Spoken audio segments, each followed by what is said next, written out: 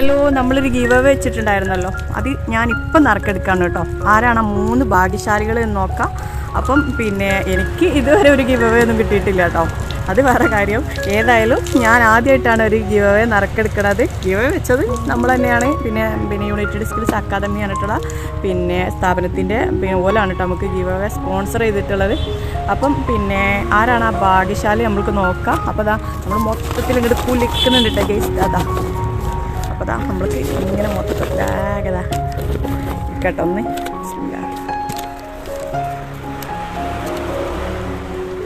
മൻസൂർ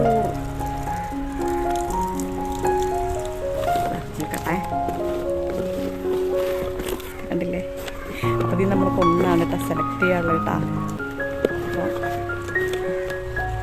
നമ്മളിതാ ഒന്ന് എടുത്തിട്ടുണ്ട്. അപ്പോൾ നമ്മൾ നോക്കാം ജൂനൂസ് RDX.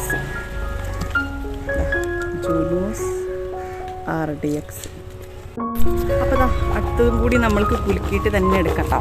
മൊത്തത്തിൽ ഇങ്ങോട്ട് മിക്സ് ചെയ്യാണ്. ഇങ്ങനെ മൊത്തത്തിൽ നമ്മൾ മിക്സ് ചെയ്തിട്ടാണ് കേട്ടോ നമ്മൾ എടുക്കുന്നത്. ആകെ കട്ടസമാധിയാക്കണം കേട്ടോ.